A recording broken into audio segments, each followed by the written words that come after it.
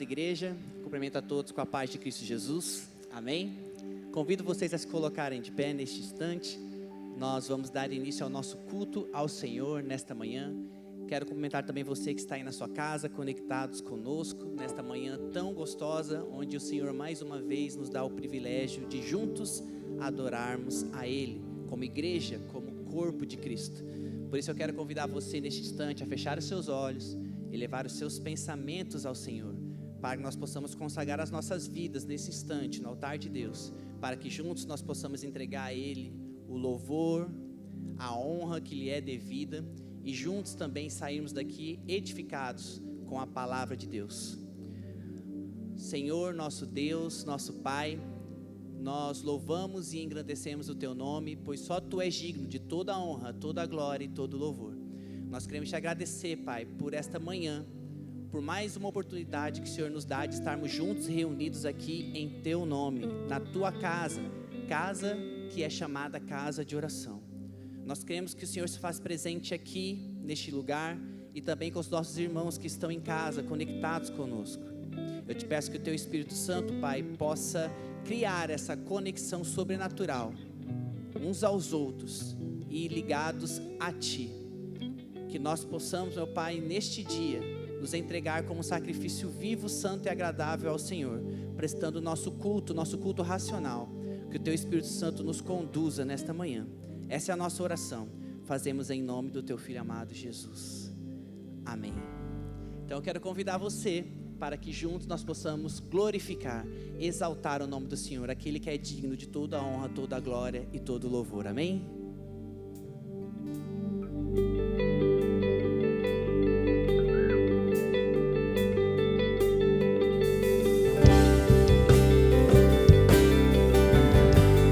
Pois só Ele tem poder para salvar. Amém?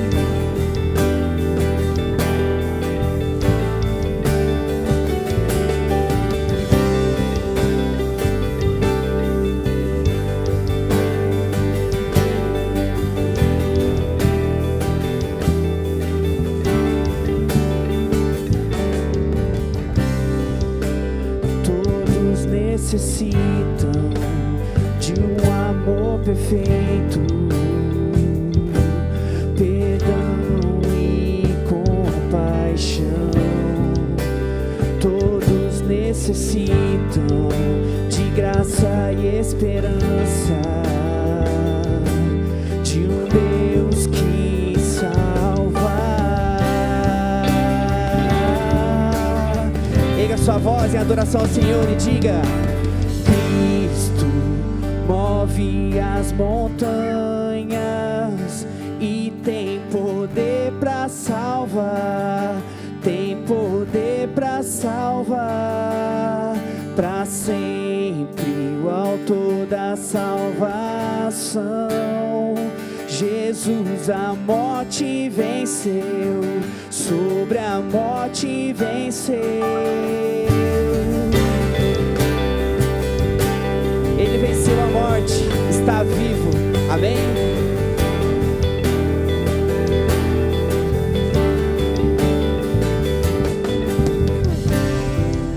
Me aceitas com os meus medos, falhas e temores, enche o meu viver. Diga: minha vida, a minha vida entrego pra seguir Teus passos. nos rendemos a Ti, Senhor. A Ti me rendo.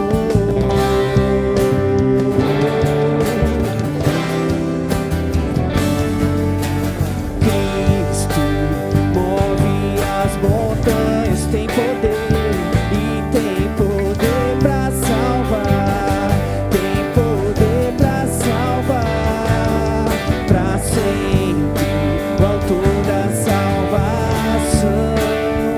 Jesus a morte venceu, sobre a morte venceu. Diga: possa o mundo ver brilhar a luz. Cantamos para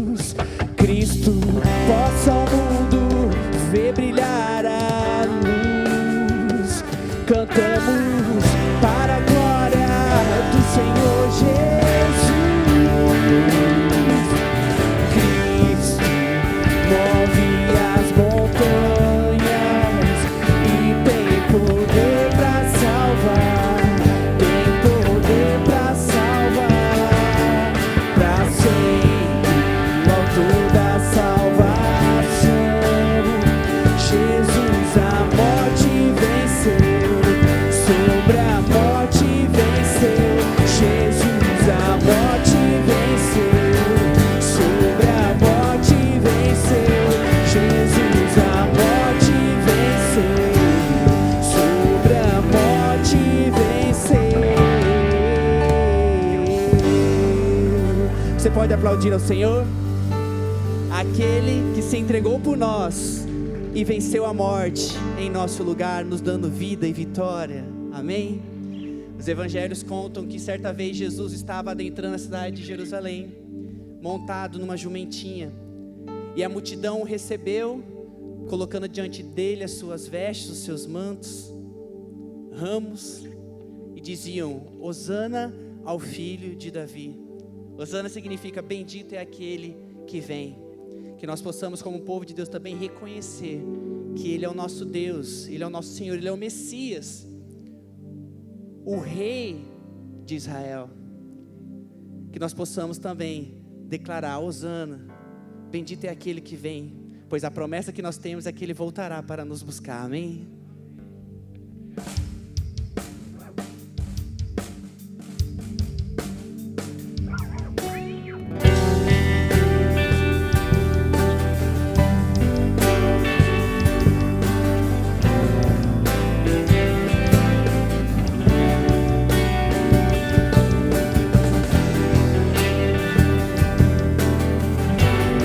Receba o nosso louvor, Senhor.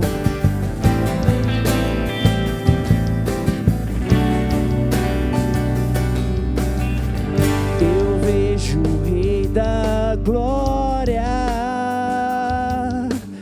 vindo com o seu poder. A terra vai estremecer.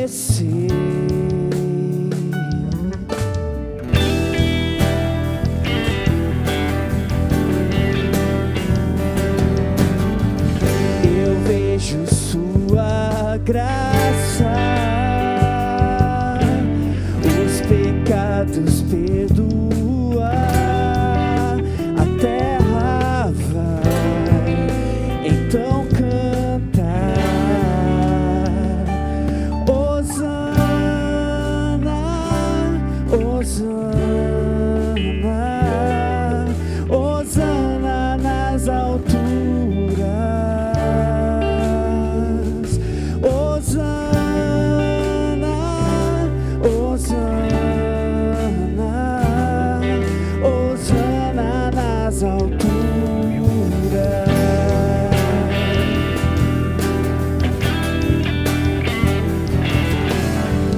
Eu vejo um povo eleito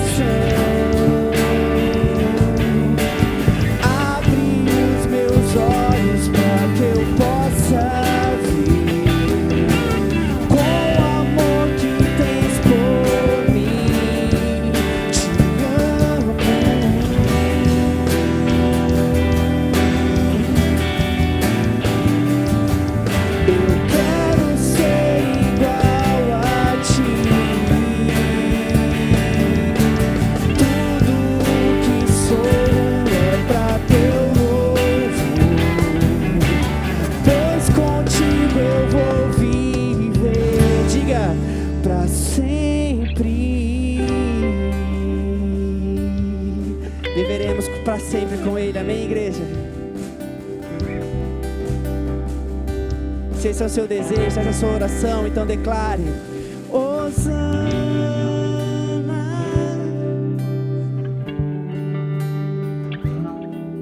Hosana nas alturas, Hosana,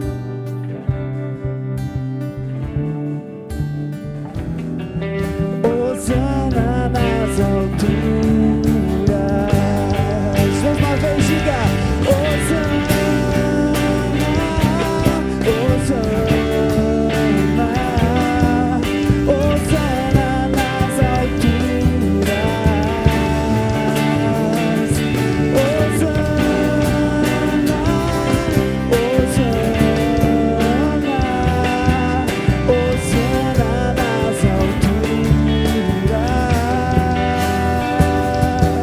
Hosana nas alturas,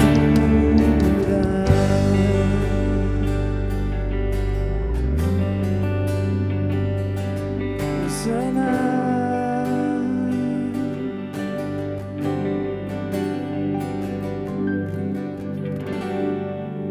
Amém.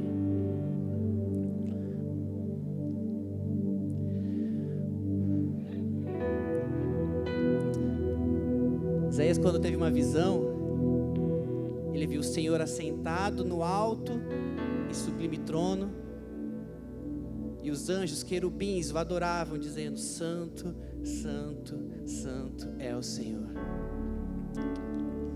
E o livro de Apocalipse nos garante que um dia todos os povos, línguas, nações, pessoas de todas as tribos estarão diante do Cordeiro também, dizendo: Santo, Santo, Santo é o Senhor. Essa é a esperança para a qual nós somos chamados. Pois digno é o Cordeiro que foi morto, que ressuscitou e que está vivo. Ele merece toda a nossa entrega, toda a nossa adoração. Que nessa canção você possa adorar a Deus e vislumbrar esse dia tão glorioso em que estaremos diante do trono do Senhor. Digno é o Cordeiro que foi morto, Santo, Santo Ele é.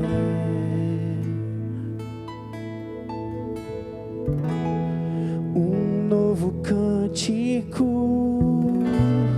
ao que se assenta sobre o trono do céu. Você pode dizer isso?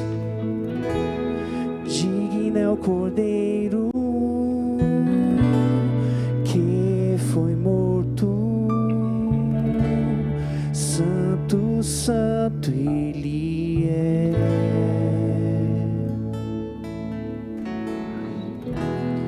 Um novo cântico ao que se assenta sobre o trono do céu.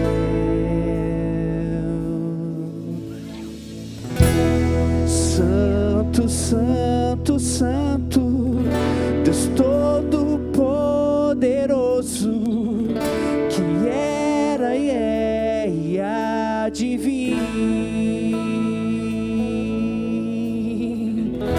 Com a criação eu canto louvores ao Rei dos Reis. És tudo para mim e eu te adorarei.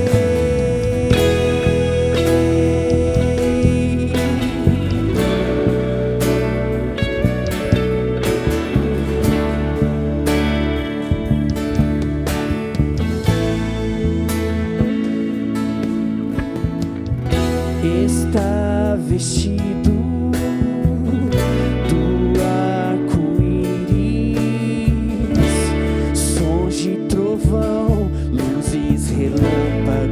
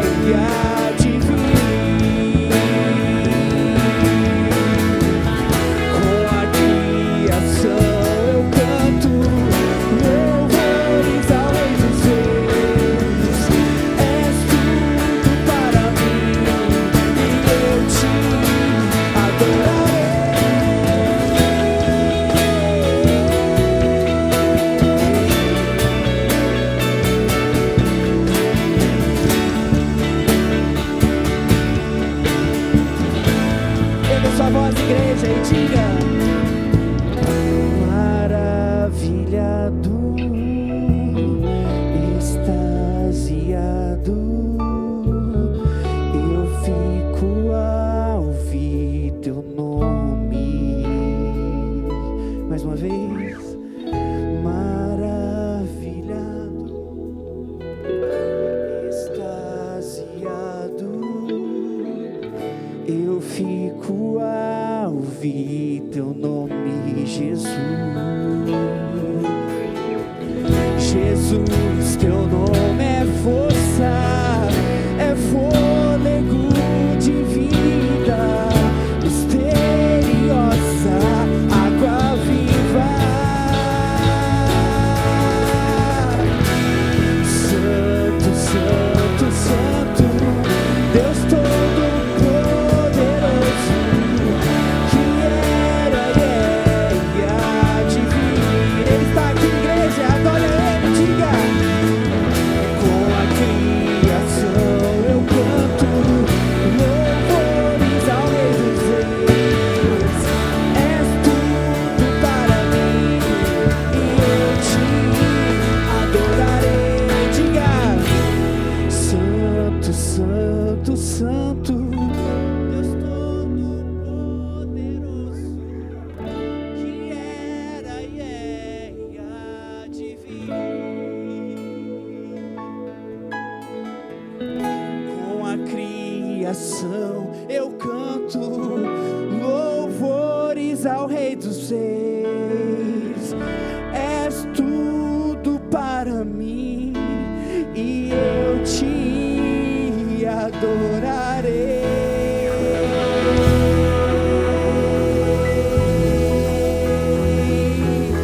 Louvado seja o teu nome, Pai, exaltado seja o teu santo nome, Senhor. Bendito seja o nome do Senhor.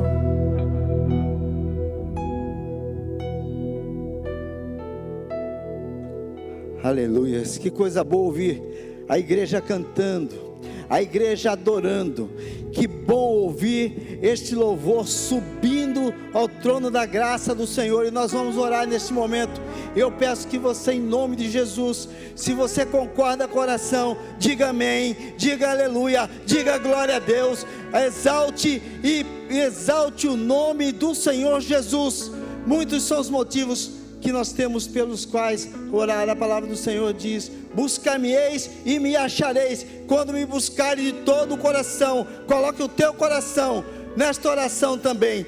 E nós vamos orar assim: Pai, em nome de Jesus Cristo, teu Filho amado, nós estamos diante da tua presença, reunidos como igreja do Senhor, reunidos como povo do Senhor. Nós estamos aqui, Deus amado, porque o Senhor promoveu este momento na vida do meu irmão, na vida da minha irmã. Nós estamos aqui reunidos, ó Pai de amor, presencialmente, mas nós temos, ó Pai de amor, uma igreja maravilhosa do Senhor Jesus, reunida também virtualmente. Ó Deus de amor, esse povo que está ouvindo a palavra do Senhor, esse povo que está participando da oração na sua casa agora, meu Deus, é um sinal de que a porta está aberta para ti. Então, Senhor Deus, promova milagres também, Senhor Deus, na residência dos nossos irmãos, nas casas, nas vidas, Pai. Ó Deus de amor, transforma corações. Ó Deus de amor, transforma mentes, ó Pai. Age poderosamente na vida das famílias, Deus amado. Age poderosamente, Senhor Deus, na vida, Senhor Deus, daqueles que estão, Senhor Deus, se separando, Senhor Deus, como família. Una-os novamente, Pai de amor. Ó Deus Santo, cuida, Senhor Deus, da vida sentimental, cuida da vida espiritual, cuida da vida emocional, da saúde, Deus amado, em todas essas áreas. E também, Senhor Deus, promova milagres na saúde física, Pai. Muitos são nossos irmãos que estão enfermos, Pai de amor, e nós não vamos elencar os nomes aqui, porque são muitos nomes, Pai, mas o Senhor tem poder sobre cada um, sobre cada vida, sobre cada pessoa, Pai de amor, e Tu também sabe aquilo que Tu estás fazendo, Pai. Ó Deus de amor, em nome de Jesus, meu Senhor, em nome de Jesus, meu Senhor, que o Senhor, meu Deus amado, possa promover, Senhor Deus, verdadeiramente avivamento no meio do Teu povo. Que o Teu povo, Senhor Deus, possa amar oração, possa desejar orar, possa, Senhor Deus, ter prazer, Senhor Deus, na leitura da palavra, que o teu povo, Senhor Deus, possa ter prazer e se prostrar diante do Senhor, de clamar, Senhor Deus, muito obrigado, Deus, porque o Senhor existe. Muito obrigado, Senhor Deus, porque o Senhor é galardoador daqueles que o buscam. Ó Deus de amor, muito obrigado, Pai, porque o Senhor é o Deus desta igreja. Muito obrigado, Senhor Deus, porque o Senhor é o Deus que consola, e muitos corações precisam ser consolados por Ti, porque estão enlutados, Pai, porque sofreram uma perda, Deus amado. É o caso, Senhor Deus, da família da Meila, é o caso, Senhor Deus, da família Botelho, é o caso, Senhor Deus, de muitas outras famílias, que estão perdendo pessoas. Ó meu Pai Santo, eu peço a Ti, Pai, que o Senhor possa, Deus, agir. Não é uma autorização, Senhor Deus, não. O Senhor é soberano. Mas é, Senhor Deus, um pedido para que haja percepção verdadeira, Deus amado, daquelas pessoas, Deus amado, que estão recebendo uma bênção do Senhor. Porque o que entristece o coração, Senhor Deus, do Senhor é a incredulidade.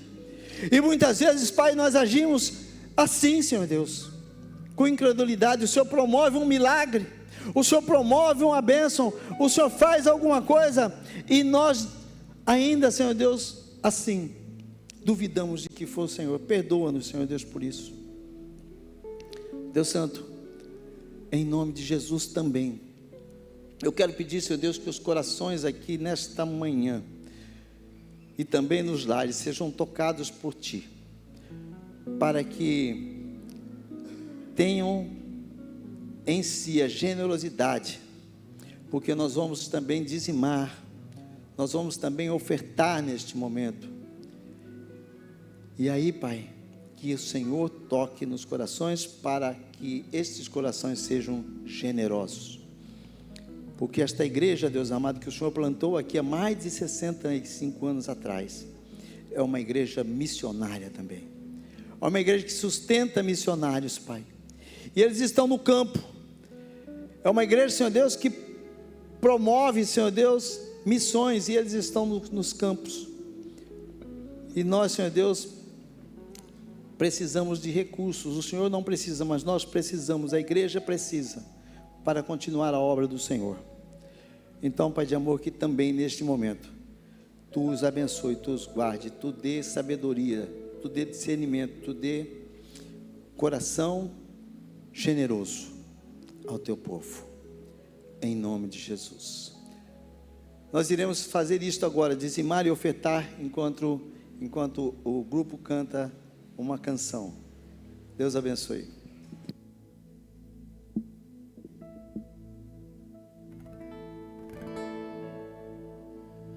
Senhor meu Deus, quando eu maravilhado contemplo a Tua imensa criação, os céus e a terra, os vastos oceanos, fico a pensar em Tua perfeição.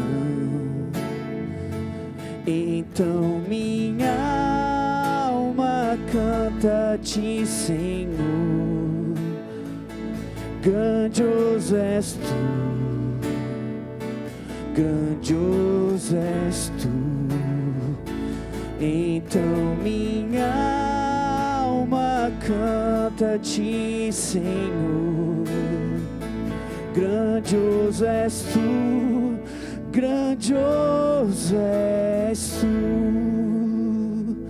Ao caminhar nas matas e florestas, escuto as aves todas a cantar, olhando os montes, vales e campinas,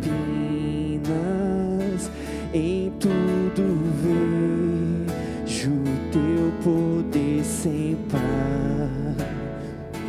Então minha alma canta-te, Senhor. Grandioso és tu, grandioso és tu. Então minha alma canta-te, Senhor. Grandioso és tu, grandioso és tu. E quando enfim Jesus vier em glória e ao lar celeste então me transportar, adorarei prostrado e para sempre. Grandioso és tu, meu Deus, hei de cantar. Então minha alma canta-te, Senhor. Grandioso és tu, grandioso és tu. Então minha alma canta-te, Senhor. Grandioso és tu, grandioso és tu.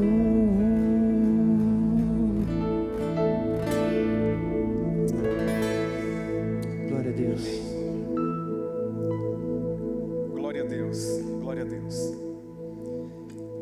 Vamos orar mais uma vez, pedindo ao Senhor que nos conceda a graça de compreendermos a palavra santa dEle, o Evangelho poderoso dEle.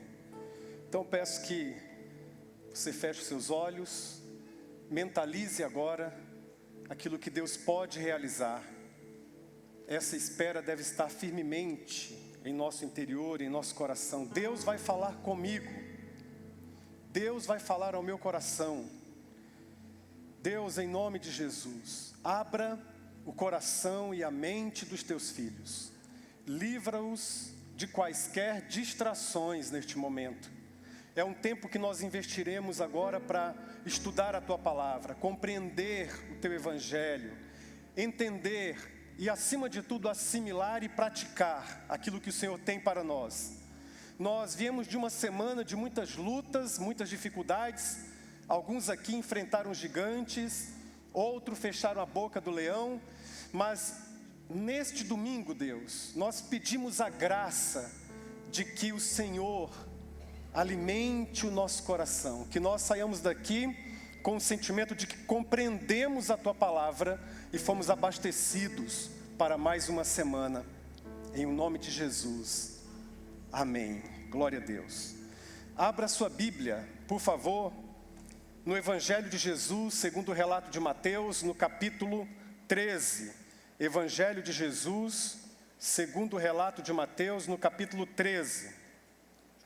Nós leremos a partir do versículo 44, estamos estudando o Evangelho de Mateus, estamos no capítulo 13, esse Evangelho vai até o capítulo 28, mas hoje Deus tem uma palavra muito especial para a sua vida, uma palavra muito importante para a sua vida, baseada em Mateus, capítulo 13, a partir do versículo 44. Ao final desta mensagem, nós oraremos por uma família, a família do Marcos e da Sheila, comissionaremos os seus filhos, mas ao final, teremos esse tempinho de oração ainda. Agora, vamos ler a palavra, vamos meditar na palavra. Diz assim: o reino dos céus é como um tesouro escondido num campo. Certo homem, tendo-o encontrado, escondeu-o de novo. E então, cheio de alegria, foi, vendeu tudo o que tinha e comprou aquele campo. O reino dos céus também é como um negociante que procura pérolas preciosas. Encontrando uma pérola de grande valor, foi, vendeu tudo o que tinha e a comprou. Peço que você leia comigo novamente o versículo 44. Vamos ler juntos o verso 44? O reino dos céus é como um tesouro escondido num campo. Certo homem, tendo-o encontrado, escondeu de novo. E então, cheio de alegria, foi, vendeu tudo o que tinha e comprou aquele campo. A expressão que ocupou minha mente a semana inteira, enquanto eu estudava esse trecho das Escrituras para expor para vocês aqui, foi uma expressão grega, eureka. E esse é o título da mensagem desta noite. Eu pergunto aqui, quantos já ouviram essa expressão pelo menos uma vez, eureka? Isso diz um pouco a respeito da sua idade, da minha idade. Porque na década de 80, a partir de um desenho de um cientista maluco, alguns aqui vão lembrar qual é esse desenho animado, da Hanna-Barbera, nós ouvíamos isso constantemente, todas as manhãs, eureka, eureka, eureka. Cada vez que aquele cientista encontrava algo, achava algo, ele gritava, ele explodia, eureka. Eureka significa achei, encontrei, descobri. Mas é uma expressão carregada de um sentimento muito poderoso. É uma alegria da descoberta. Geralmente utilizada essa expressão quando alguém encontra a solução para um problema difícil, um problema complicado. E aí, ao achar a solução, ao encontrar a fórmula, ao se deparar com aquela solução, quem o encontra, quem acha, quem descobre, diz eureka. E essa expressão, ela surgiu há muito tempo, ela surgiu mais ou menos no ano 287, os matemáticos aqui vão lembrar de Arquimedes. Arquimedes, ele foi chamado pelo rei, o rei de Siracusa, e propôs a ele um dilema, uma situação muito complicada. É que o rei tinha dado ao ourives de sua confiança uma certa medida, um certo peso de ouro, e pediu a ele que confeccionasse uma nova coroa. O ourives fez, caprichou na peça. A peça veio bonita, reluzente, brilhante. Chegando à mão do rei de Siracusa, ele olha e surge uma dúvida no seu interior. Qual? Será mesmo que o artesão ourives utilizou todo o ouro que eu empenhei? Será que ficou com parte do ouro e misturou aqui na confecção dessa coroa algum outro metal, por exemplo, prata? E pesar a peça não adiantaria, porque ele pesou. Ele sabia quanto havia entregado para o artesão, e aí pesou e deu exatamente o mesmo peso. Mas a dúvida persistia. Tem mistura? É puro? O que ele fez? E ele chamou Arquimedes, um matemático, e propôs isso. Como é que eu descubro? Me ajuda a entender como é que eu descubro, sem derreter a coroa, se tem impurezas ou não. Se é coroa mesmo de prata e ouro ou somente de ouro. E o Arquimedes ficou com aquela questão e aquele problema durante vários dias.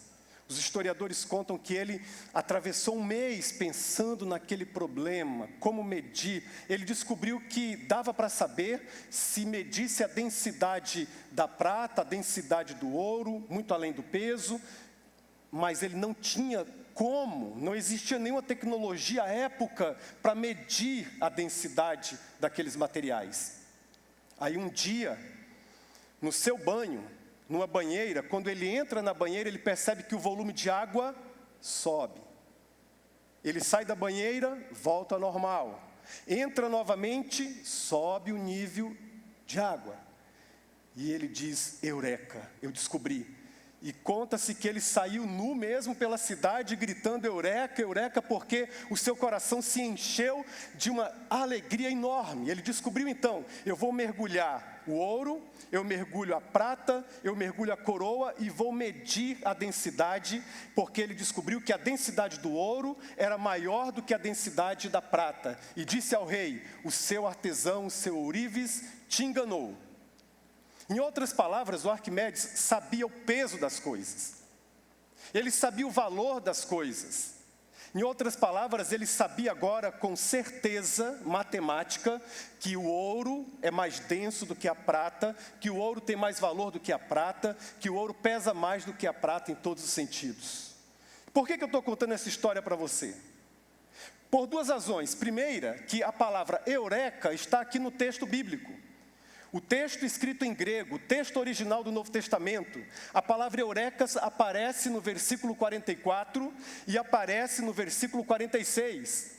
Aparece no verso 44 quando o homem encontra o tesouro. A palavra é eurisco, que é a mesma expressão eureka. E o texto traduz achei, descobri um tesouro.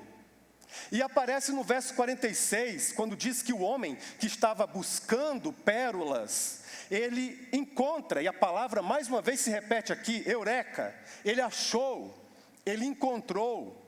E essa palavra que Mateus utiliza é exatamente para caracterizar essa empolgação, esse entusiasmo de alguém que acha uma coisa de muito valor, que tem muita densidade. Em outras palavras, Jesus queria ensinar para nós, os seus discípulos, queria ensinar para os seus discípulos, aquela época e para todas as épocas, que o reino de Deus, o reino dos céus é mais denso do que qualquer império deste mundo.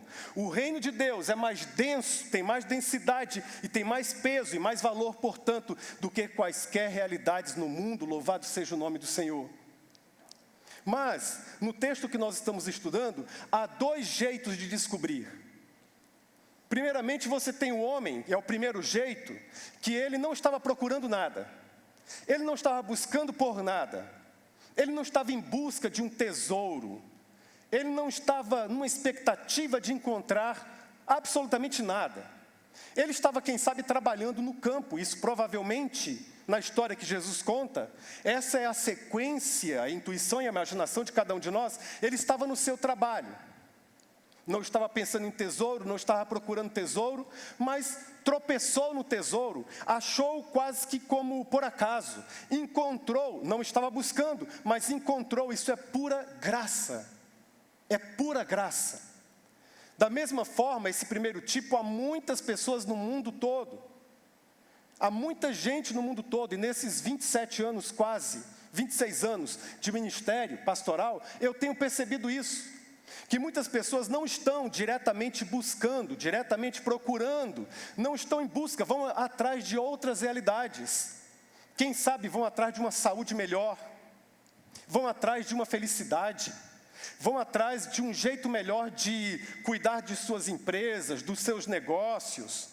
Vão atrás de uma paz, ou quem sabe até mesmo vão atrás de um aperfeiçoamento, uma evolução pessoal, um desenvolvimento pessoal. E aí nesta busca de outras coisas, de outras realidades, não necessariamente de Deus, se deparam com a beleza do Evangelho.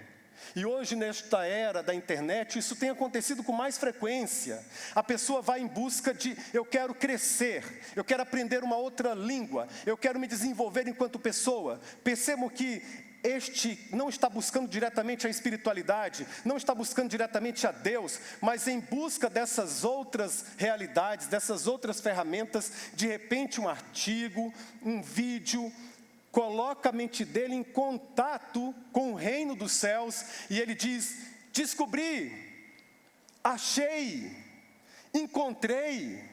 E hoje isso está assim, olha, há muitas pessoas tropeçando no tesouro do reino dos céus. Não estavam pensando em Deus, estavam pensando em algo maravilhoso, em algo extraordinário, para mudar suas próprias vidas, e se deparam com o Evangelho, se deparam com o reino dos céus. Recentemente conheci alguém assim, e essa pessoa diz, achei, descobri, encontrei. É um jeito de descobrir. Quem sabe aqui, ou na tela, me acompanhando agora, alguém que foi dessa forma, foi desse jeito, foi dessa maneira, e descobriu. Mas o outro jeito de descobrir é o jeito desse homem que busca pérolas. Esse homem que busca pérolas é alguém que estava ativo e persistentemente procurando por pérolas. Ele era um especialista.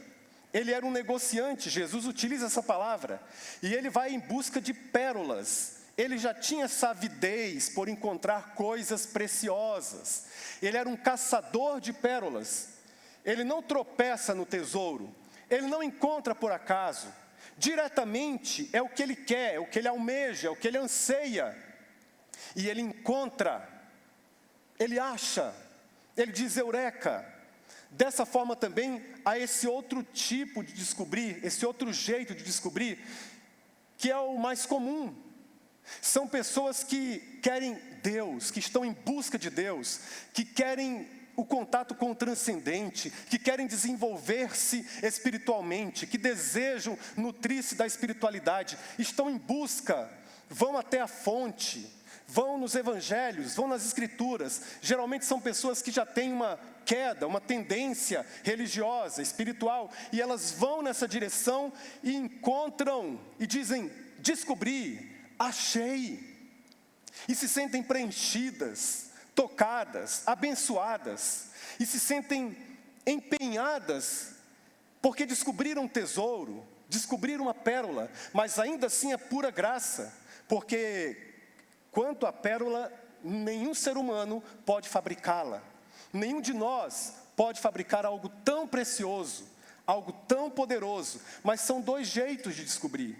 E aqui nesse auditório e também em casa, eu tenho pessoas exatamente assim, que estão em busca de Deus, querem mais de Deus, desejam mais de Deus, se sentem inadequados, se sentem medíocres até certo ponto, e sabem que já tem aí na sua algibeira espiritual, na sua mochila espiritual, um termo mais moderno, muitas pérolas. Tem uma coisa aqui que compartilha com a família, tem outra ali que torna o casamento um pouco melhor, tem outra ali que me ajuda nos meus negócios, são pérolas aqui a colar, tem outra ali que me ajuda até mesmo a tratar melhor os meus recursos financeiros, que me ajuda a conversar melhor com os meus filhos. São pérolas e pérolas, mas ele sabe que há uma, ele encontra uma que a todas sobrepuja, que é a mais preciosa, que é a mais poderosa. E Jesus diz aqui que é o reino dos céus. É o reino dos céus. Agora, independente desses dois jeitos que vocês já perceberam que o texto demonstra aqui, essas são as duas diferenças nas parábolas que Jesus compartilhou, há três semelhanças. Há três realidades, que são três reações que estão presentes num jeito ou no outro jeito. Mesmo que tropeça nessa dinâmica do reino dos céus, ou aquele que está em busca intencional e persistente. Ambos vão desenvolver necessariamente, vão desenvolver obrigatoriamente, vão expressar como evidência do seu novo nascimento, da sua conversão, como evidência de que descobriu um tesouro, de que descobriu pérola, as três reações propostas aqui por Jesus. E aqui eu chamo a sua atenção, você e quem está em casa também. Se essas reações não estiverem presentes na sua vida, não se desespere, mas continue buscando. Continue buscando, porque a Bíblia nos ensina que o Espírito testifica com o nosso Espírito que somos filhos de Deus. É o Espírito que diz, é o Espírito quem afirma, é o Espírito quem dá o carimbo, é o Espírito que diz: você nasceu de novo, você é filho de Deus. Um pastor não tem autoridade para fazer isso, um facilitador de pequeno grupo não pode alcançar essa realidade, um instrutor da Bíblia não pode apontar esse caminho e dizer com certeza se esse ou aquele ou aquela nasceu de novo ou não. Mas Jesus deixou aqui nesses versículos, do 44 a 46, três reações que necessariamente estarão presentes na vida de quem encontrou, na vida de quem achou, na vida de quem percebeu o tesouro ou a pérola, isto é, na vida de quem entrou em contato com o reino dos céus. É um teste. Essas reações são evidências, essas reações são provas. Essas reações, elas estão presentes nas páginas da Bíblia, e depois eu vou falar um pouquinho de dois personagens pelo menos. Em toda a Bíblia você tem o retrato, o cenário, o ambiente de quem encontra o tesouro ou a pérola, encontra o reino dos céus e se envolve com o reino dos céus, você tem essas 3 reações. Vamos a elas. A primeira reação, reconhecimento. Ele reconhece que está diante de um grande valor. O verso 44 diz: o reino dos céus é como um tesouro escondido. Se escondeu é porque tem grande valor. Aquela época era assim, existiam bancos, mas eram difíceis guardarem dinheiro, guardarem recursos. Então, eles guardavam próximo à residência, próximo à casa. Eles tinham uma espécie de um mapa. Era assim que o mundo antigo lidava com essa questão dos tesouros. Escondeu, porque tem grande valor. Certo homem, tendo-o encontrado, eureka, eurisco, escondeu de novo, porque percebeu o grande valor. Percebeu o grande valor. Encontrando, verso 46, uma pérola de grande valor, está aí no texto, verso 46. Encontrando uma pérola de grande valor, foi, vendeu tudo o que tinha e a comprou. Ambos reconheceram o valor do reino dos céus. Alguém que nasce de novo é alguém que imediatamente tem o seu centro de valoração mudado. Ele sente isso como se fosse a mudança de sintonia, ou a mudança de um aplicativo para o outro, ou a mudança de um vídeo para outro vídeo. Ele tem essa convicção clara de que o reino dos céus tem mais valor do que o meu trabalho, do que o meu emprego, do que tudo que existe. Tem mais valor do que Brasília, o que Brasília diz, o que Brasília dita. Tem mais valor do que qualquer realidade. O convertido, ele sabe que está diante de algo poderoso, extraordinário, valoroso. Ele sabe que está diante de alguma coisa que é para além de si mesmo. Ele sabe que está diante de alguma coisa que tem grande valor. Louvado seja o nome do Senhor. Como é que ele sabe? Pelo Espírito, porque o Espírito testifica. Ele sabe discernir, diferenciar. Ele olha uma realidade aqui e a compara com o reino dos céus, e a sua mente vai sendo transformada. O reino dos céus vai sendo plotado, isto é, ele vai mudando, ele vai primeiramente se mesclando, e depois ele vai transformando, mudando de dentro para fora, como ensinamos no domingo passado. Mas o fato é que, quando você olha o reino dos céus, você diz: eu quero. Eu achei algo que pode mudar minha vida. Eu achei algo que pode mudar minha casa. Eu achei algo que pode transformar a minha família. Eu achei algo que pode fazer de mim uma pessoa vitoriosa. Eu achei algo, eureka, bendito seja o nome do Senhor. E a questão para nós é: você tem percebido esse grande valor? É impossível, escuta o que eu estou dizendo, porque é em nome do Espírito Santo que eu estou dizendo. É impossível alguém ter contato com o reino dos céus e ainda assim colocá-lo como o último da fila. É impossível alguém ter contato com o reino dos céus e ainda assim ir colocando irrefletidamente uma porção de coisas à frente ou acima de Deus. É impossível. O que Jesus está dizendo é, esse movimento de achei, vou esconder, é um movimento que ele é absolutamente perceptível, ele é evidenciado, ele é clareado e ele é assertivo na vida de todo aquele que teve encontro com o reino dos céus. Ele percebe, ele encontra, ele sabe na mente, e ele sabe no coração, ele sabe espiritualmente, ele sabe distinguir. Essa pandemia, já afirmei isso e vou afirmar novamente, ela fez uma separação no reino de Deus entre homens e meninos. Os meninos se evaporaram, não acompanham nem mais presencialmente e nem mais virtualmente. E a razão é simples: olharam para o reino dos céus e não discerniram que esse reino dos céus tem grande valor para esta vida e para a vida além. Tem poderoso valor para o aqui e agora e para o ali além. Olhe um pouco para o seu coração e pergunta para si mesmo se você tem valorizado o reino dos céus. Se você tem escondido o reino dos céus no seu coração para não pecar contra o Senhor. Se você tem escondido o reino dos céus na sua vida para tirá-lo e evidenciá-lo quando surge um problema, quando surge uma questão na sua família, na sua casa, quando você está diante de um dilema, diante de uma circunstância, diante de uma situação. O reino dos céus é pérola, é tesouro, é um grande valor. Louvado seja o nome do Senhor. Mas há uma outra reação também. Há uma grande alegria.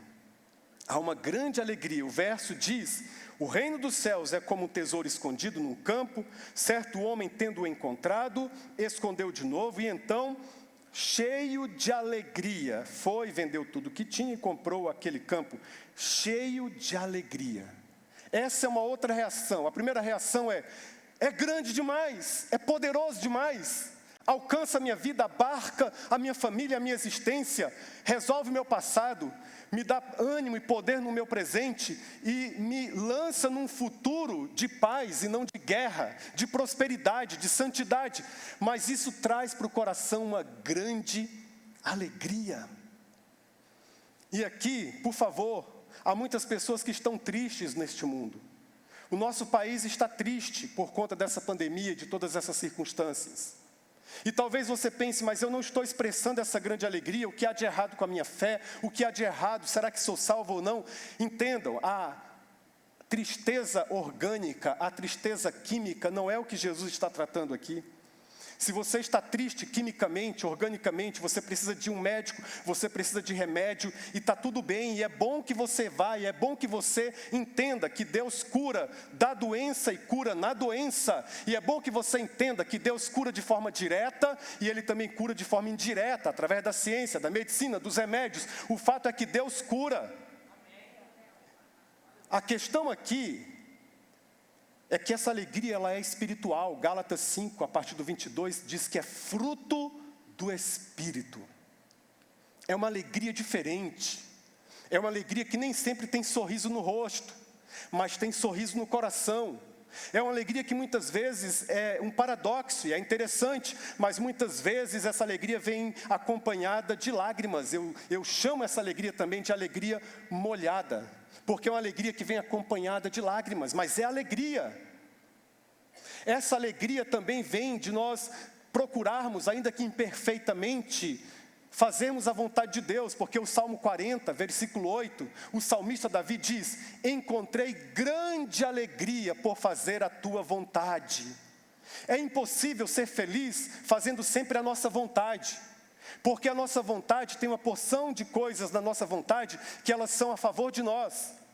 Elas são a favor de nós, mas tem uma porção de outras coisas ligadas à nossa vontade contaminada, que são contra nós, contra Deus, contra o reino de Deus. E você sabe, querido, e você sabe, querida, diferenciar bem isso. Você sabe o momento exato em que começa um conflito entre sua carne e o seu espírito. Mas quando você vence, em nome de Jesus, você sente uma grande alegria. É uma alegria de deitar a cabeça sobre o travesseiro e se perceber cuidado, amado, acolhido, abraçado pelo Espírito Santo de Deus. É uma alegria que, de acordo com Jesus, em Lucas capítulo 10, lá ele trata de 4 alegrias. Eu vou falar de uma delas. Jesus viu os discípulos retornando, os 70, está em Lucas 10, eufóricos, animados, vibrantes. E eles disseram: o Senhor viu, Jesus, que os demônios se submetem a nós? Nós estamos orando e as pessoas estão sendo curadas, nós estamos orando e os demônios vão embora. E Jesus disse: eu vi Satanás cair do céu mais uma vez, enquanto vocês realizavam a obra do Senhor. Mas espera um pouquinho, essa alegria é boa, mas espera um pouquinho.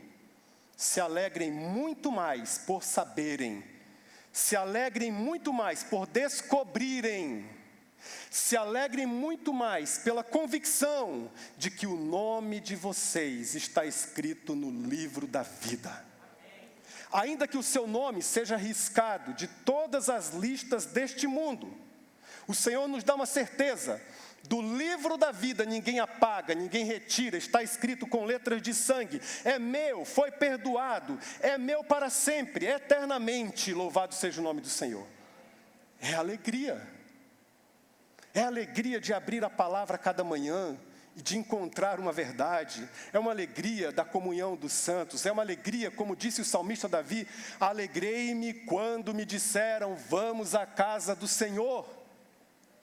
É uma alegria conectada às coisas espirituais. É uma alegria moldada pelas coisas espirituais.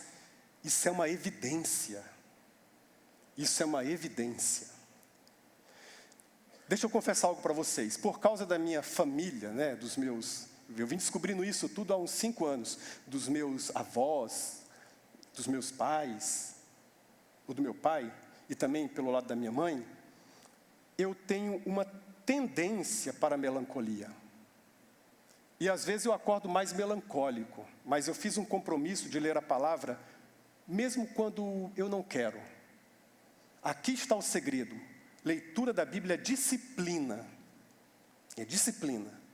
Então, mesmo quando eu não quero, mesmo num dia melancólico, um dia em que o sol pode estar brilhando lá fora, mas aqui dentro está nublado, eu pego a palavra de Deus, na minha leitura sequencial das Escrituras, e eu vou lendo como um homem que está em busca de uma pérola. E quase sempre, durante aquele processo, durante aquele encontro com o Senhor da palavra e com a palavra do Senhor, eu me descubro alegre, eu me descubro feliz, eu me descubro radiante, porque essa é uma alegria espiritual, prometida pelo Senhor. E há uma coisa que você precisa saber definitivamente sobre o teu Deus: em Jesus, essa alegria está assegurada e prometida, é fruto do Espírito. Você é alegre, pode não saber porque não se deparou ainda com essa realidade da pérola, mas continue em busca, continue buscando, porque é uma grande alegria prometida na palavra para você e para mim. Há uma grande alegria, bendito seja o nome do Senhor. E finalmente há uma grande entrega, porque o texto diz assim, o texto fala no versículo 44, essa expressão que eu quero que você note: foi, vendeu tudo o que tinha e comprou o campo. Ele acha o tesouro, esconde, vai, vendeu tudo o que possuía e comprou o campo. Talvez você pense, foi esperto, não foi ético, mas documentos da época bíblica, a lei naquele período, diferente da lei de hoje, era a seguinte: se você tem um lote, se você tem um campo, você tem a obrigação de saber preço, custo, todo o potencial daquele campo. E se você não sabe, ninguém é obrigado a informar para você. Essa era a lei daquela época. Está no Midrash, documento dos judeus. Essa era a lei. Encontrou. Por isso que a história de Jesus não é uma história de quebra de ética, de quebra de moralidade. Não. Aquele homem encontrando, embora seja uma parábola, isso precisa ser dito, aquele homem encontrando o tesouro, ele não precisava, segundo a lei da época, informar, dizer: olha, eu encontrei um tesouro, tem aí, então quanto custa? Eu quero comprar o campo e o tesouro. Ele não era obrigado a dizer isso, por isso que ele esconde. Qual é a lição aqui? Há muitas pessoas que têm sua própria vida hoje, que têm sua própria família hoje, um tesouro colocado por Deus, mas não se apercebem, não se dão conta. Por favor, me permitam aplicar dessa maneira. Há pais que têm nos filhos verdadeiros tesouros, mas não descobriu ainda.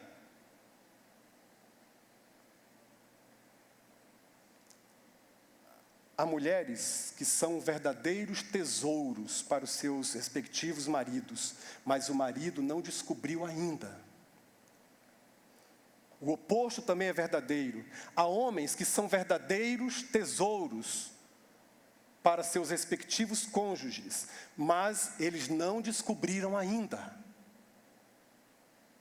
Não descobriram ainda porque ainda está misturado com terra, ainda está meio sujo do mundo, ainda tem coisas que precisam ser lapidadas. O brilho não surgiu ainda, mas na autoridade da palavra de Deus e na autoridade do nome de Jesus, se esse homem é convertido, tenha paciência e espere um pouco mais, porque é tesouro de Jesus para você. Às vezes a gente não quer lapidar, ou às vezes a gente não espera o Senhor lapidar. Esse homem aqui, ele faz uma grande entrega, porque ele reconheceu o valor, ele reconheceu o poder, ele reconheceu a grandeza. Então ele também não se sente confortável em fazer uma entrega menor do que o preço, do que o custo, do que o valor.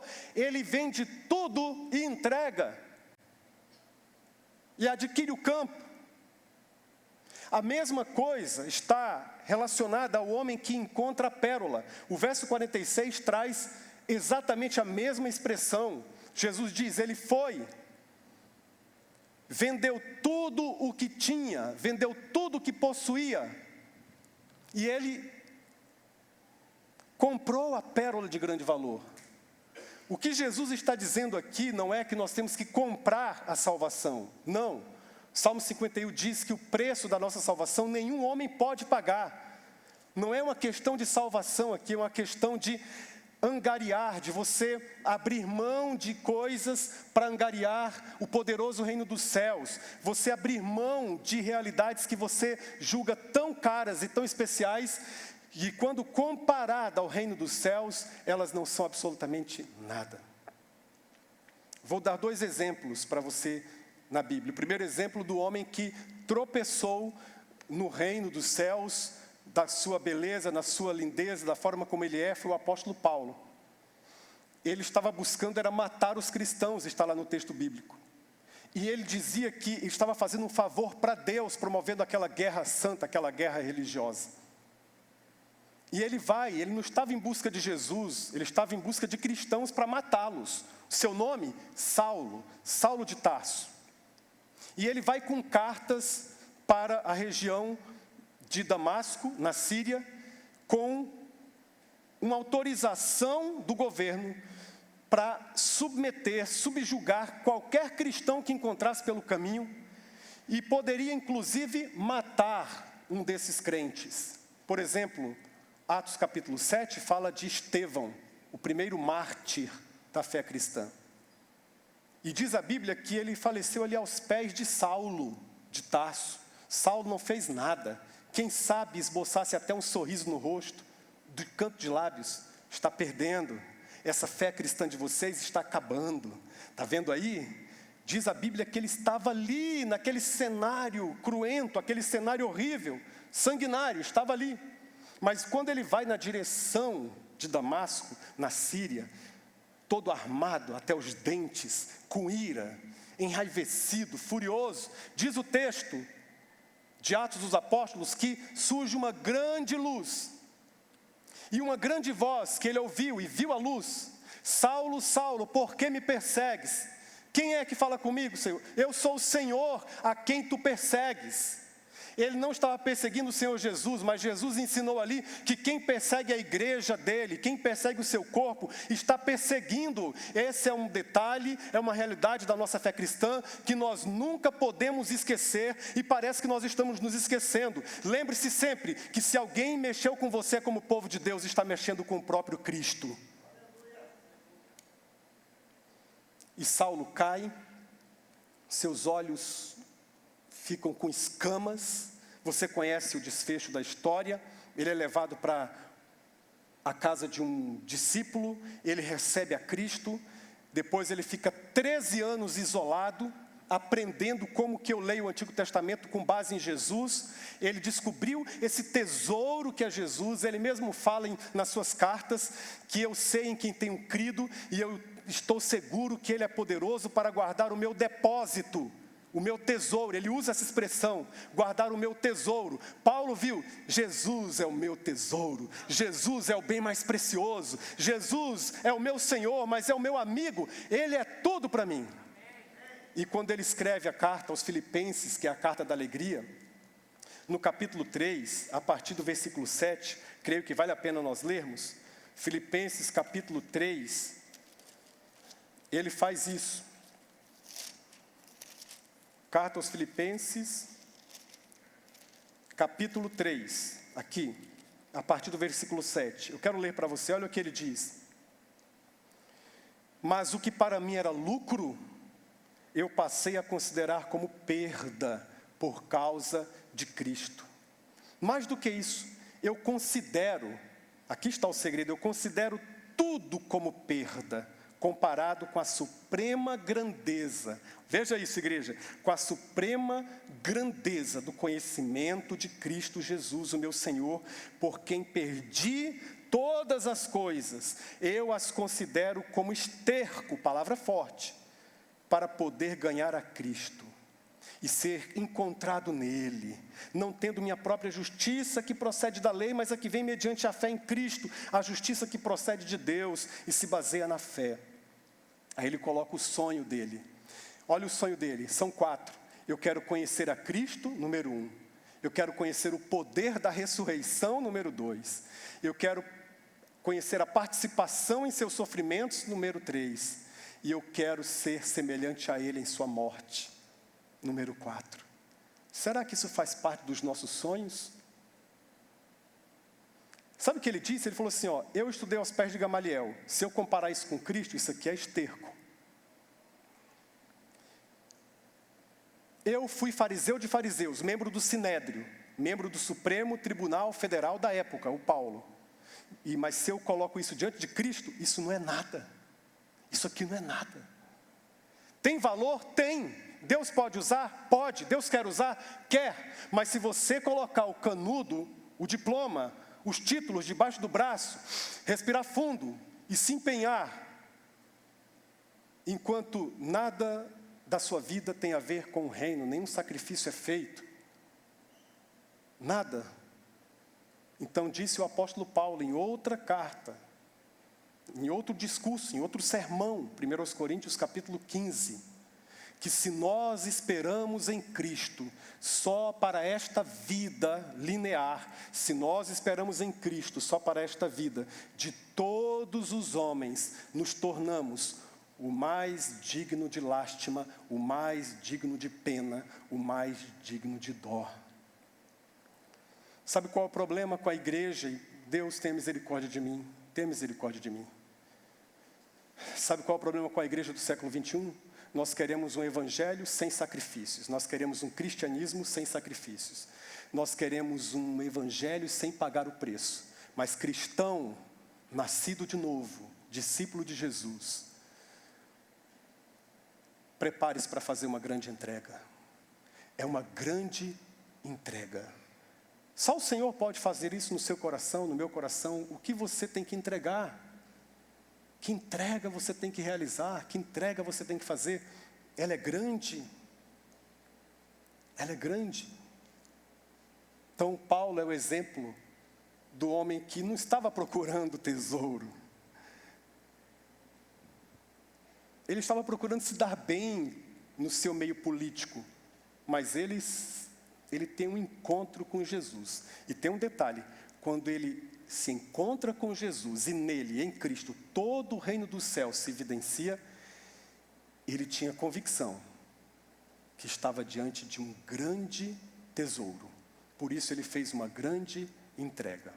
E o segundo exemplo, aí sim era do homem que estava procurando, que queria de fato. Ele queria, era Moisés no Antigo Testamento. Moisés queria, ele tinha sede de Deus. Moisés é o personagem bíblico que fala, eu quero ver tua face, Senhor, eu quero te olhar, eu quero te contemplar. Ele tinha essa busca, por isso que Deus o percebeu. Ele tinha essa busca desde bebê mesmo, porque Deus usou o próprio choro de Moisés, e a gente acha que a grande libertação do povo de Deus se deu ali, em frente ao mar, quando o mar se abre, e aquelas águas foram profundamente importantes para os israelitas, mas as águas do Nilo presenciaram, testemunharam, evidenciaram um choro de um bebê, e aquele choro foi o início da libertação do povo de Deus, porque se a mãe do menino e nem a filha de Faraó tivessem ouvido o choro de Moisés, ele teria passado correnteza abaixo e a história teria ido por água abaixo da mesma forma. Mas Moisés chora, e o seu choro se transformou num clamor, e foi assim a vida toda. Mas quando ele amadurece, quando ele cresce, ainda no Egito, estava sendo preparado para ser, quem sabe, um outro faraó, um outro líder. Diz a Bíblia que ele fora treinado em ciências, em artes, ele fora treinado em educação, em todas as ciências da época.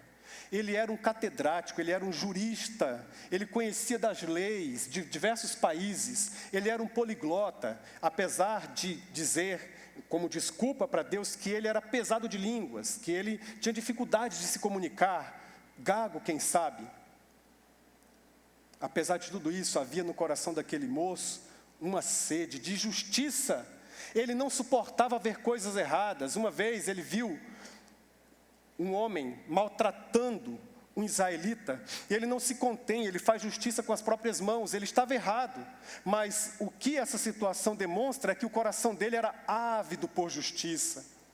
Ele sabia, ele foi descobrindo que aqueles escravos eram seus patrícios, eram seus irmãos, e ele não aguenta. No outro dia, exatamente no outro dia, então ele viu 2 israelitas brigando, saindo no soco, e ele se intromete, ele se lança no meio deles para apartar, deixa disso, e um dos israelitas fala assim: quem te colocou como juiz sobre nós? Nós vimos que você ontem matou um egípcio e escondeu o corpo na terra. E agora você quer dar uma de esperto para cima da gente? Você quer se colocar como juiz sobre nós? E ele se enche de medo, de pavor e foge. Mas nessa fuga, Deus o encontra e há uma sarça que ela queima, mas não se consome. Há um fogo que queima e não se consome. E ali Deus chama Moisés, Deus propõe a ele o mais poderoso projeto de vida, que é dar sequência à história da salvação. E aí, depois de muitos e muitos anos, Moisés já morto, muitos e muitos anos, o povo de Deus, década de 60 da era cristã, começa a experimentar uma perseguição terrível. É um outro faraó, não egípcio, mas romano agora, é um César, que começa a perseguir veementemente a igreja de Jesus. Começa a perseguir mais uma vez a igreja de Jesus. Não tem Moisés, mas tem um autor que não se sabe quem é, que escreveu a carta aos Hebreus. Alguns dizem foi Paulo, outros dizem foi Apolo, alguns dizem até ter sido Priscila, não sabemos. Mas o fato é que surge esse homem, e ele se coloca mais ou menos como um novo tipo de Moisés, porque Hebreus significa cruzar rios, significa passar para o outro lado, e os cristãos tinham passado para o outro lado, mas queriam voltar para aquela velha religião, queriam voltar para a velha vida. E esse autor diz: olha, nós não somos daqueles que recuam para a perdição da alma, nós somos daqueles que seguem adiante. Nós somos hebreus, nós somos povo de Deus, nós somos gente que tem o Espírito Santo. E ele escreve uma carta inteira de 13 capítulos. Mas quando chega no capítulo 11, abra aí, carta aos Hebreus, capítulo 11. Carta aos Hebreus, capítulo 11, a partir do versículo 24. Quero ler para você. Olha o que diz: pela fé, Moisés, já adulto, recusou ser chamado filho da filha de Faraó, preferindo ser maltratado com o povo de Deus a desfrutar dos prazeres do pecado durante algum tempo. Por amor de Cristo, o Cristo pré-existente nas Escrituras. Por amor de Cristo, Moisés considerou a sua desonra uma riqueza maior do que os tesouros do Egito, porque contemplava a sua recompensa. Igreja, vamos ler o 26 juntos comigo? Por amor de Cristo, considerou a sua desonra uma riqueza maior do que os tesouros do Egito, porque contemplava a sua recompensa. Pela fé, saiu do Egito, não temendo a ira do rei, e perseverou, porque via aquele que é invisível. Via aquele que é invisível. Chegou um momento na vida de Moisés que ele se deparou com a pérola do reino dos céus. Ele estava em busca, e ele encontra a pérola, e agora ele tem outras riquezas. Ele é o filho adotivo da filha de Faraó. Ele seria prontamente o novo Faraó. Ele tinha tudo à sua disposição. Ele tinha o maior império de todas as épocas em suas mãos. Ele tinha conhecimento. Mas aquele dia, eu gosto de imaginar muito a Bíblia, sabe, irmãos? Porque a Bíblia para mim é viva, é a viva palavra de Deus. Eu imagino aquele dia, Moisés passando e conversando com a sua mãe, biológica primeiro: mamãe, eu sei que você se empenhou, eu sei que você sonhou, eu sei que você planejou, eu sei que você talvez tenha decidido no seu coração que eu fosse grande, que eu fosse extraordinário, que eu fosse o número 1, que eu fosse o melhor, mas eu tenho algo para dizer. Há muito tempo, mamãe, tem uma coisa que me incomoda todos os dias, todos os dias. Eu encontrei uma pérola de grande valor e eu quero fazer uma grande entrega. Isso significa, mamãe, que eu vou ter que sair do Egito. Isso significa que eu vou ter que ser escravo junto com os meus irmãos. Mas não se preocupe, eu olho para dentro e eu olho para aquele que é invisível. E eu vejo que é muito maior do que qualquer riqueza que esse mundo pode me dar. E a mesma conversa ele teve com a filha de Faraó. Desista desses sonhos. Desista dos seus projetos. Desista de todas essas realidades. Mas você vai sofrer, você vai deixar o trono para ser escravo. Você vai sair de lado, vai mudar de lado. Ele disse: eu sei, mas eu prefiro sofrer com o povo de Deus, porque eu entendo que isso será uma honra muito maior, porque eu estou diante de uma riqueza muito maior. Eu quero concluir, mas eu quero assertivamente dizer em nome de Jesus, que Deus está preparando a sua igreja para reconhecer a pérola do reino dos céus, o tesouro do reino dos céus. E Deus está preparando a sua igreja para um tempo, e no meu coração algo me diz que não está longe assim, para um tempo em que os impérios deste mundo vão exigir, vão cobrar adoração, porque a Bíblia diz que vai ser assim.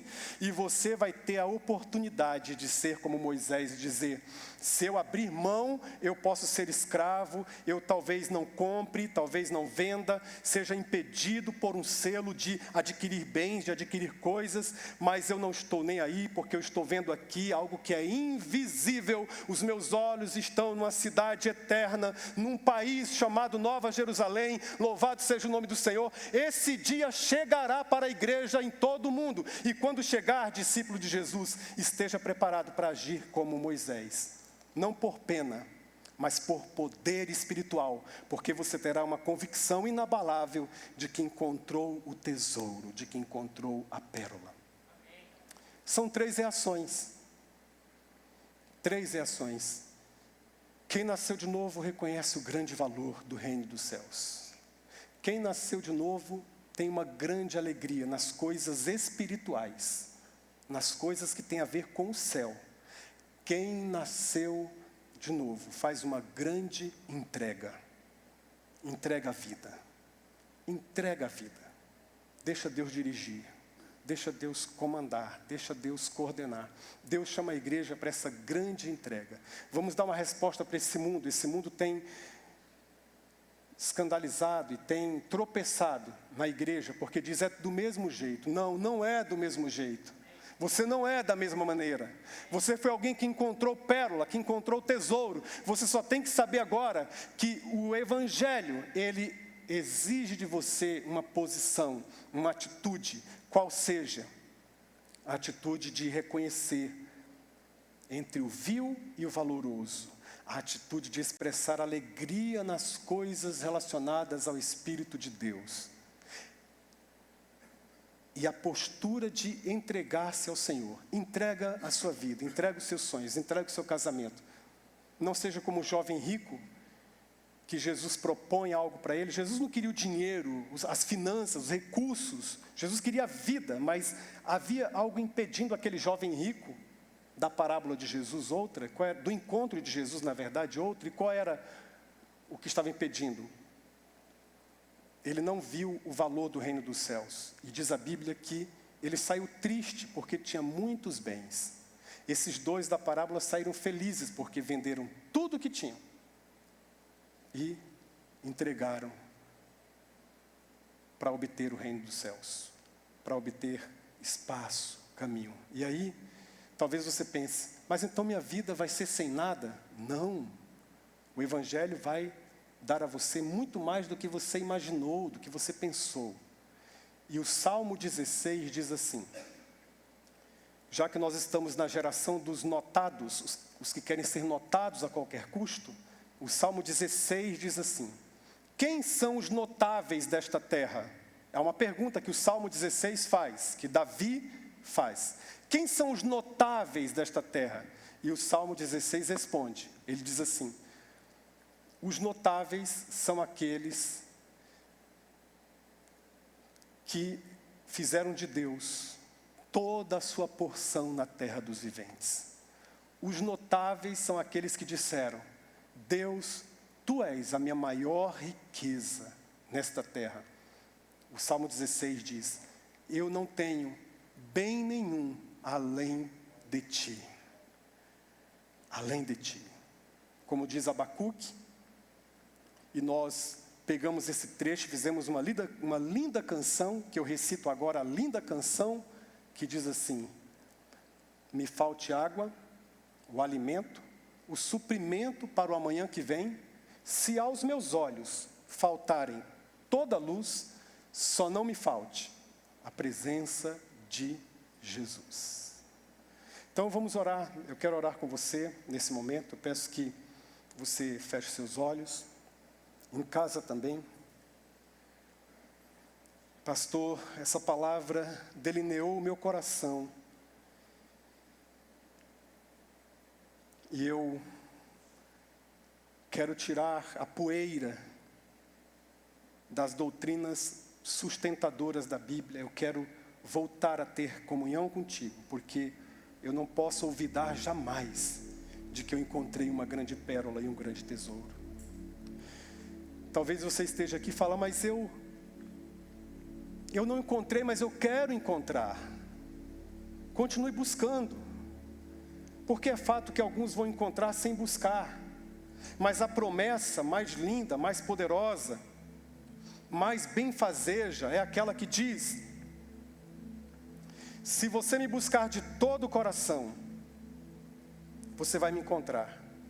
O profeta Isaías diz, buscar-me-eis, diz o Senhor, e me achareis, quando me buscardes de todo o coração. De todo o coração. Talvez você esteja aqui ou em casa dizendo, há muito tempo eu não sinto essa grande alegria. Se pergunte também, há quanto tempo você não lê de verdade as Escrituras buscando Deus?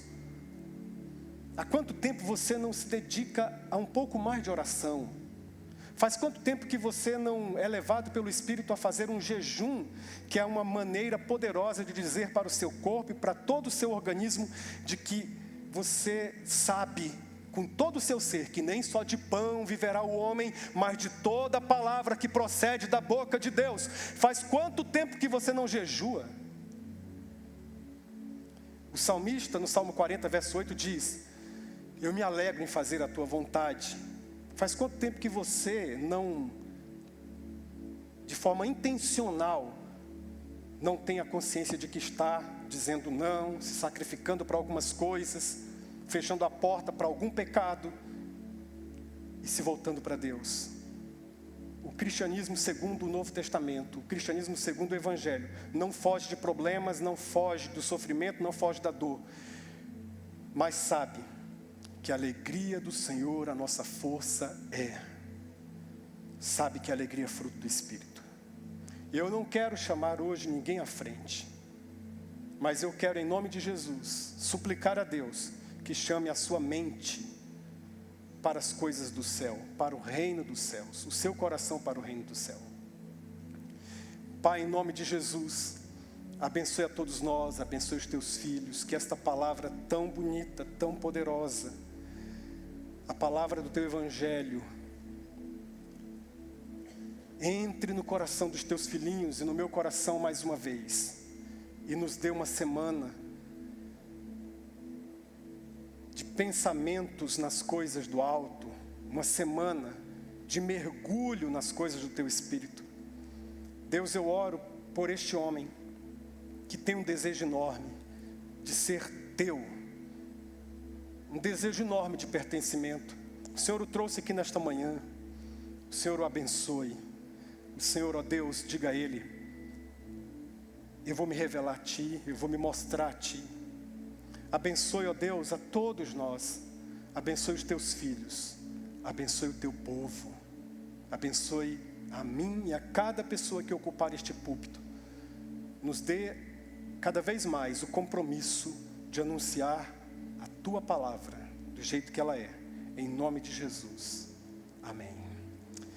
Vamos orar por uma família, depois nós vamos encerrar esse tempo juntos com a bênção do Senhor. Eu quero ministrar a bênção para a sua vida daqui a pouquinho, mas primeiro eu quero chamar a família do Marquinhos, da Sheila, Maurício, Júlia, os avós também, a família toda pode vir, nós vamos orar por vocês. A Júlia e o Maurício, sempre nós fazemos isso aqui na igreja. Eles vão ser comissionados agora. O Tiago e a Aline também, vamos fazer já agora? Pode? Vamos comissioná-los também, tá? Eles vão mudar de cidade. O Tiago e a Aline mudar de país. Maurício e Júlia mudar de cidade. Eles vão ter um tempo na Jucum agora. E depois eles vão para um internato, servir a Deus naquele lugar, estudar, se preparar. Nós sentiremos saudade de vocês, vocês são muito queridos aqui para mim, para minha família e para a igreja. E vocês também são queridos demais, nós sentiremos saudades. Mas o objetivo dessa nossa oração aqui é, como corpo de Cristo e família, nós entendemos que nós podemos comissioná-los para que eles sejam leais, fiéis a Jesus, comprometidos com o Evangelho de Jesus. Vocês vão passar por dias difíceis, por lutas, mas saibam que vocês têm um tesouro que protege a vida de vocês. Leiam a Bíblia todos os dias, orem todos os dias, meditem nas coisas de Deus todos os dias. Então eu vou pedir para vocês estão maravilhosos com os joelhos aí em dia, pode se ajoelhar, vocês conseguem também. Os demais podem ficar em pé, se quiserem, né? E eu vou pedir que a igreja coloque sua mão aqui, estenda sua mão na direção desses irmãos.